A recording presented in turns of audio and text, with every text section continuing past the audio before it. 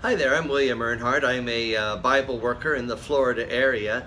And around Christmas time, people will sometimes ask me, well, if we're celebrating Jesus' birthday, why are we giving gifts to each other? It's not our birthday. And I've had a couple of responses that I've come up for that question.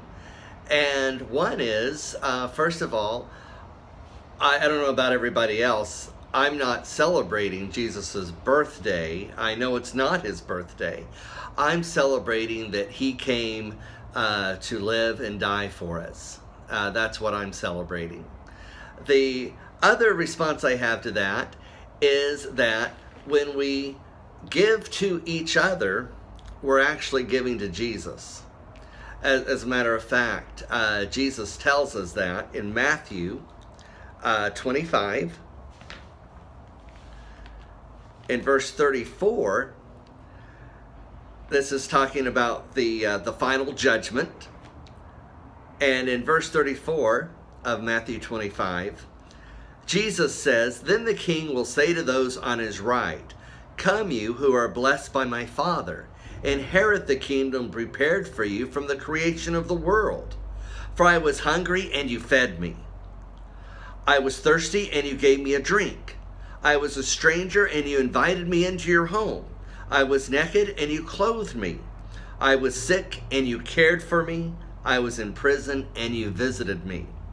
In verse 37, "Then these righteous ones will reply, 'Lord, when did we ever see you hungry and feed you, or thirsty and give you something to drink, or a stranger and show hospitality, or naked and give you clothing?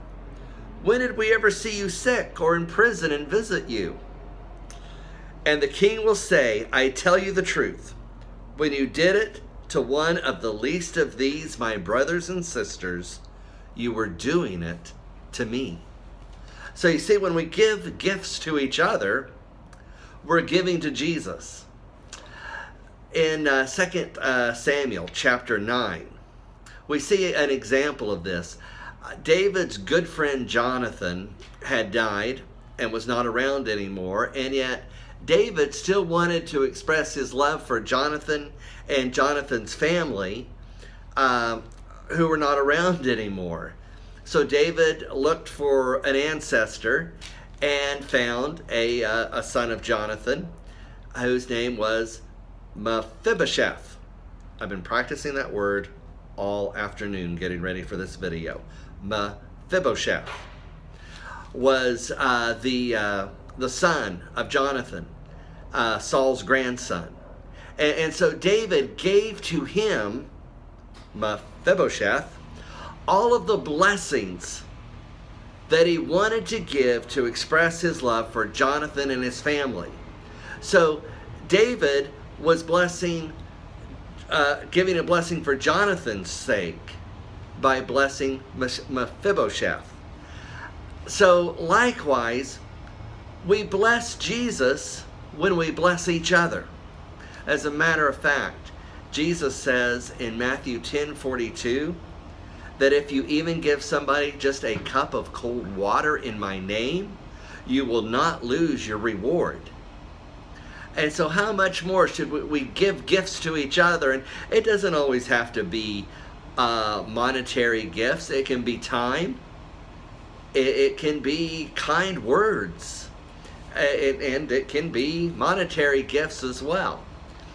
But when we give to each other, we're giving to Jesus. And as a matter of fact, what parent doesn't feel truly blessed when they know that their children love each other? To a parent, that's the greatest gift they could ever be given, is for their children to love each other. And when we love each other, do good for each other, we are blessing Jesus. As a matter of fact, in 1 John chapter 4, I'm reading from the New Living Translation, by the way. But in 1 John chapter 4, verse 10, it says, "This is real love. Not that we loved God, but that he loved us and sent his Son as a sacrifice to take away our sins." Verse 11, "Dear friends, Since God loved us so much, or loved us that much, we surely ought to love each other. All right? So I heard Whitley Phipps once say that our love for God is no stronger than the love we have for the person on earth that we love the least. And so again, we show our love for God by loving each other.